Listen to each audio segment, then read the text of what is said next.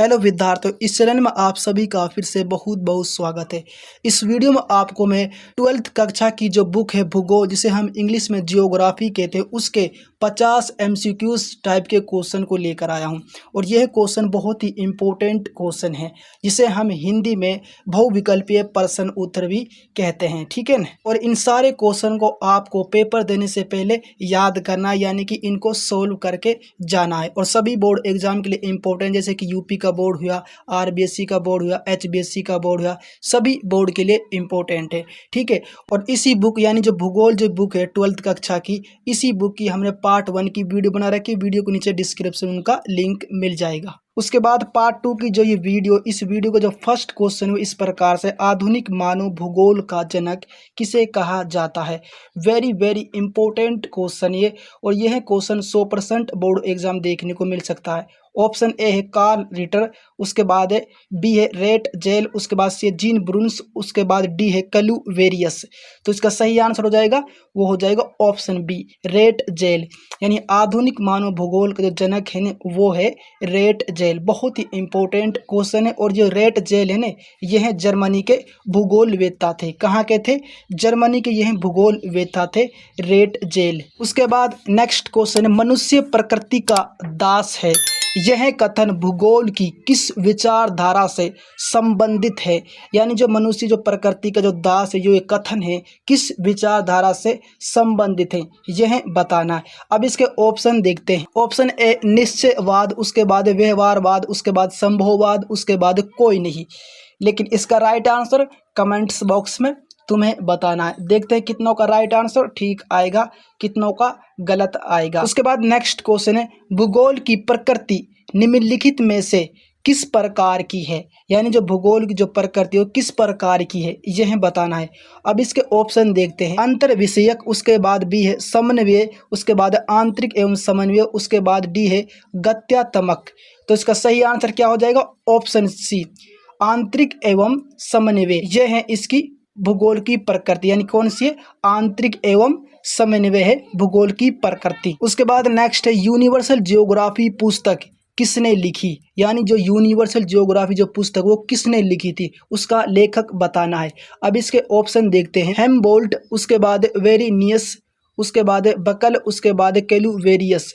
तो इसका सही आंसर हो जाएगा ऑप्शन डी, कैलुवेरियस है यूनिवर्सल जियोग्राफी के पुस्तक के लेखक। ऑप्शन डी इसका सही आंसर हो जाएगा। उसके बाद नेक्स्ट क्वेश्चन: निश्चयवाद के प्रबल समर्थक थे। ऑप्शन ए जर्मन भूगोलवेत्ता, उसके बाद अमेरिकन भूगोलवेत्ता, उसके बाद रोमन भूगोलवेत्ता, उसके बाद डी है कोई नहीं। तो इसका सही आंसर हो जाएगा ऑप्शन ए, जर्मन भूगोलवेत्ता थे निश्चयवाद के प्रबल समर्थक।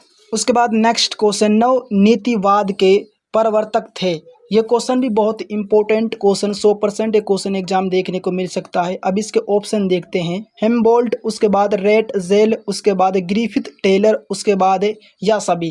तो इसका सही आंसर हो जाएगा ग्रिफिथ टेलर थे नव नीतिवाद के प्रवर्तक। ऑप्शन सी इसका सही आंसर हो जाएगा। ये क्वेश्चन इंपॉर्टेंट है, इसीलिए मैं आपको बार बार कह रहा हूँ। उसके बाद नेक्स्ट है: निम्नलिखित में से किस महाद्वीप में जनसंख्या वृद्धि सर्वाधिक है। यानी ऐसा कौन सा महाद्वीप है जिसमें जनसंख्या वृद्धि सर्वाधिक है।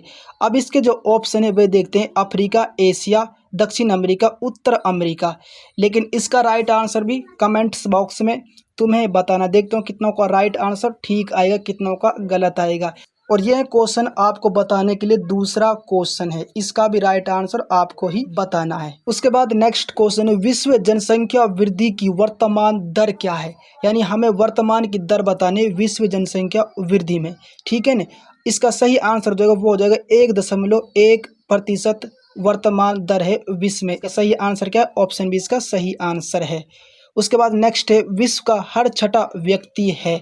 ऑप्शन है भारतीय, ऑप्शन बी है चीनी, ऑप्शन सी है रूसी, ऑप्शन डी अमेरिकी। तो इसका सही आंसर हो जाएगा, वो हो जाएगा ऑप्शन ए, भारतीय। उसके बाद नेक्स्ट है: किस महाद्वीप में ऋणात्मक जनसंख्या वृद्धि दर पाई जाती है। यानी ऐसा कौन सा महाद्वीप है जिसमें ऋणात्मक जनसंख्या वृद्धि दर पाई जाती है। अब इसके हम ऑप्शन देखते हैं। Option A Africa, option B है Asia, option C Europe, option D है या सभी।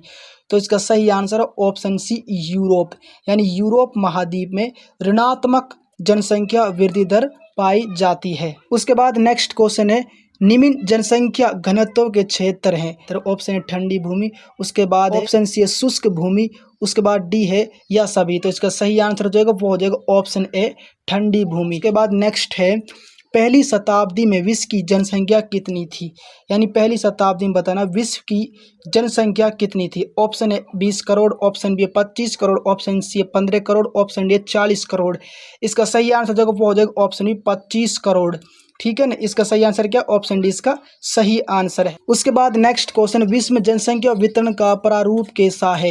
ये क्वेश्चन भी बहुत ही इंपॉर्टेंट क्वेश्चन है। अब इसके ऑप्शन है समान, ऑप्शन बी असमान, ऑप्शन सी दोनों, ऑप्शन डी कोई नहीं। तो इसका सही आंसर हो जाएगा ऑप्शन बी असमान।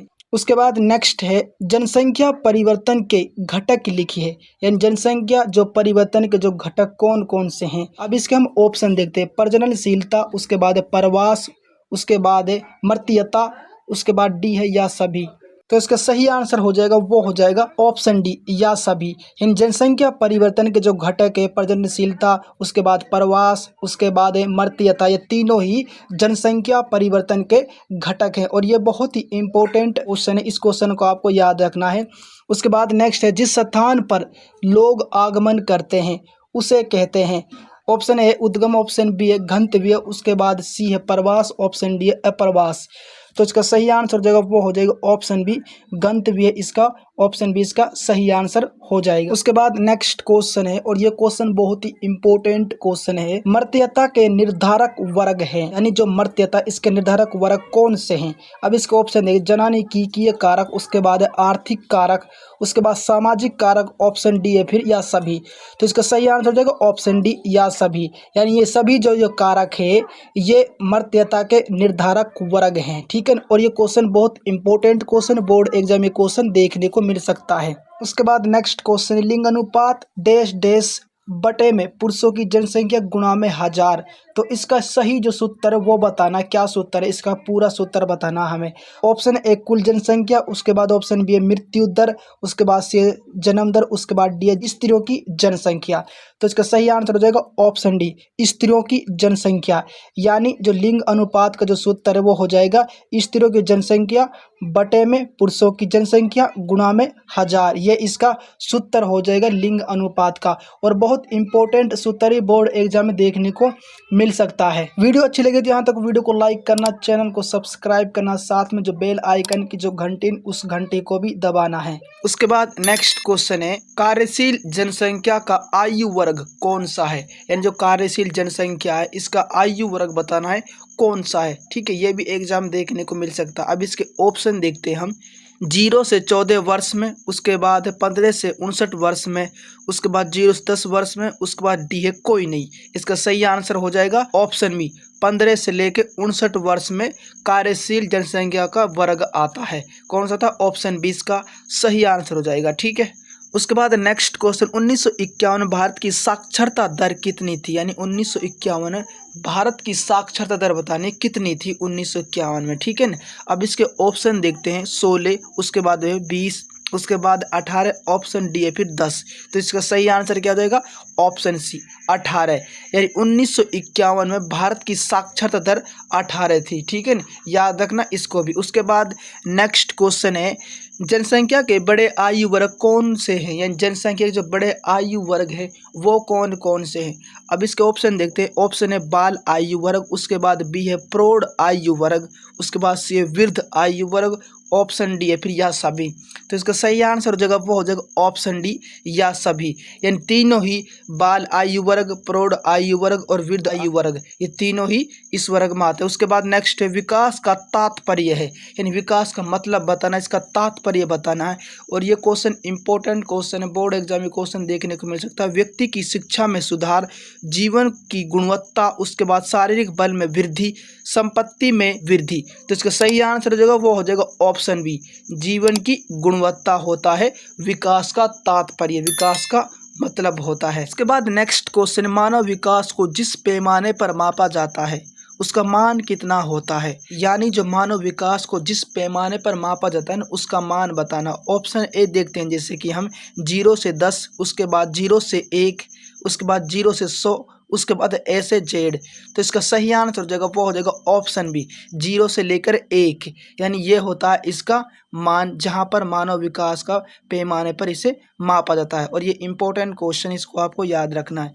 उसके बाद नेक्स्ट क्वेश्चन है मानव विकास के मध्यम वर्ग का पैमाना कितना माना जाता है, यानी हमें मध्य वर्ग का जो पैमाना है वो बताना है कितना माना जाता है।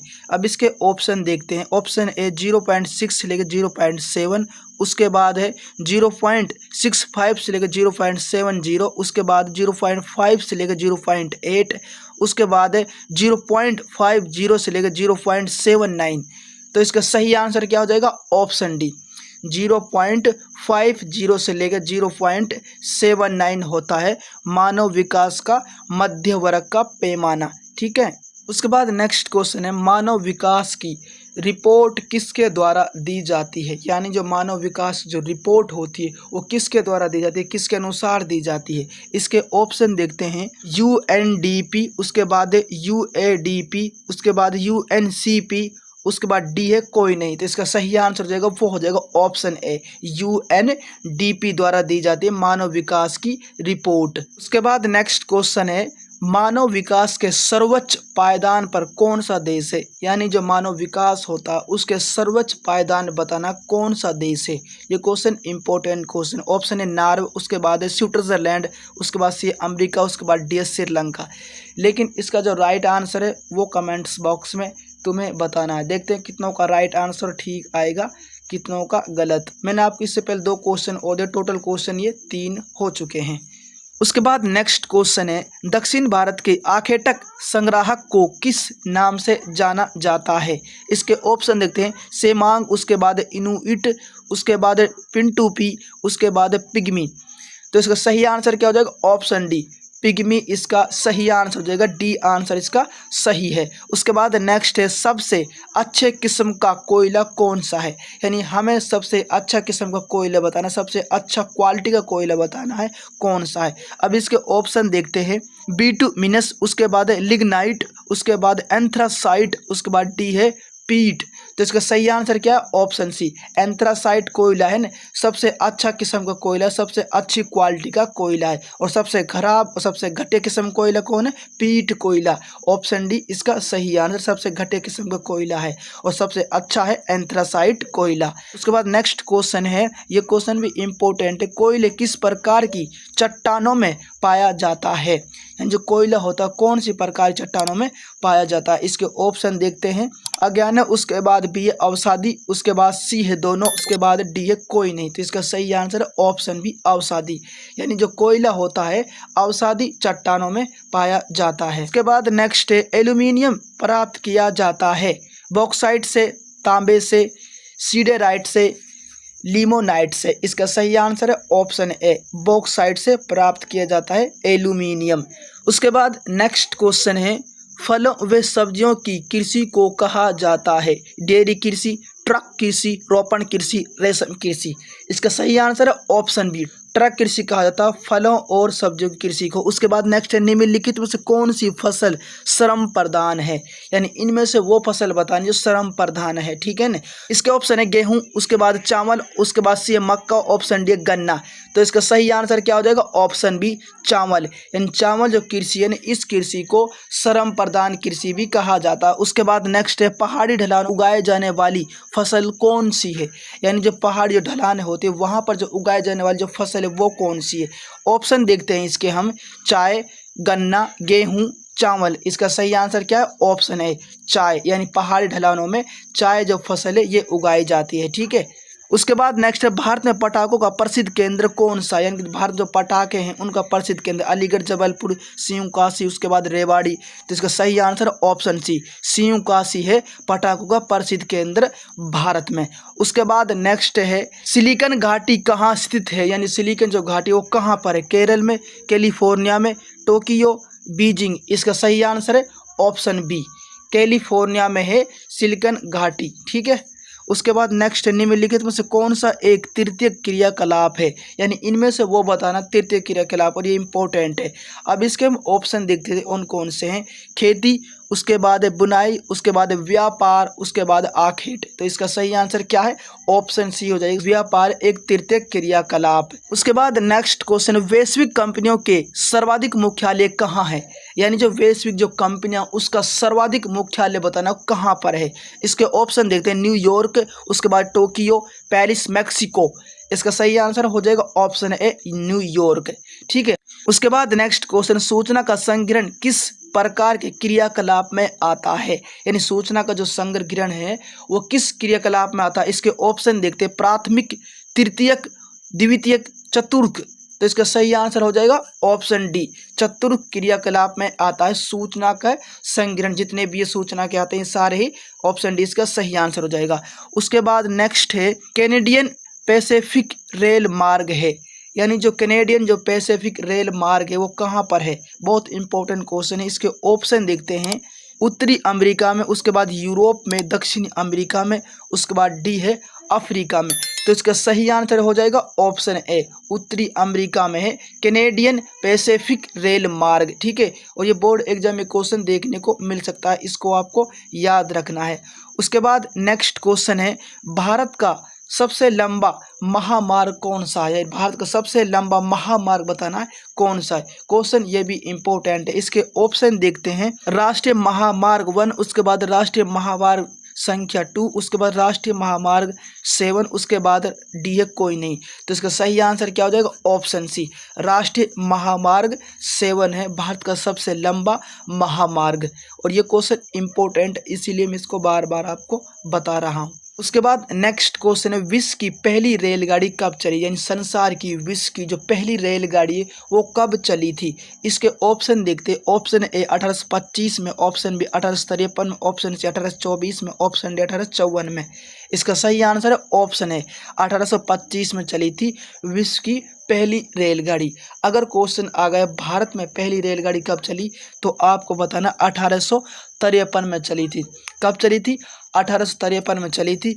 और यह मुंबई से लेके ठाणे तक चली थी। कहाँ से लेकर चली थी? मुंबई से लेकर ठाणे तक चली थी, और ये 34 किलोमीटर तक चली थी। ठीक है न, मुंबई से लेकर ठाणे तक चली थी और 34 किलोमीटर ये चली थी। 1853 में भारतीय रेलगाड़ी चली थी। और यहाँ तक अगर वीडियो अच्छी लगी तो वीडियो को लाइक करना है, चैनल को सब्सक्राइब करना है। उसके बाद इसके नेक्स्ट क्वेश्चन पे चलते हैं। नेक्स्ट क्वेश्चन, संसार की सबसे लंबी नदी कौन सी है, यानी संसार में विश्व में सबसे लंबी नदी बतानी कौन सी। ऑप्शन देखते हैं और ये क्वेश्चन बहुत ही इंपॉर्टेंट क्वेश्चन है। अब इसके ऑप्शन इस प्रकार से, नील नदी, अमेजन नदी, गंगा नदी, उसके बाद वोल्गा नदी। तो इसका सही आंसर है ऑप्शन ए, नील नदी। यानी संसार की सबसे लंबी, सबसे जो बड़ी नदी है वो है नील नदी, और इसकी लंबाई है 6650 किलोमीटर के लगभग इसकी लंबाई। उसके बाद दूसरे नंबर पे दुनिया की सबसे लंबी नदी वो है अमेजन नदी। ठीक है ना, पहले नंबर पे नील नदी है। उसके बाद नेक्स्ट क्वेश्चन है, स्वेज नहर किन सागरों को मिलाती है, यानी जो स्वेज नहर है वो किन सागरों को मिलाती है। भूमध्य सागर, लाल सागर, दोनों, डी कोई नहीं।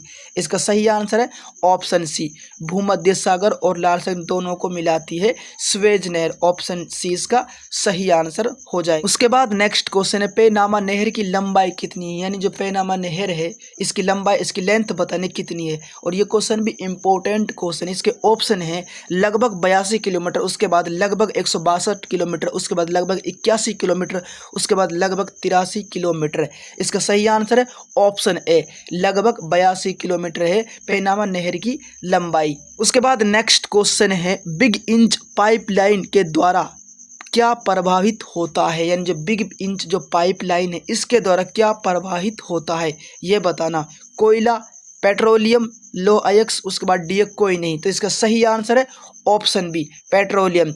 यानी बिग इंच पाइपलाइन द्वारा जो प्रभावित होता है वो होता है ऑप्शन बी, पेट्रोलियम। ठीक है, इंपॉर्टेंट क्वेश्चन है ये भी।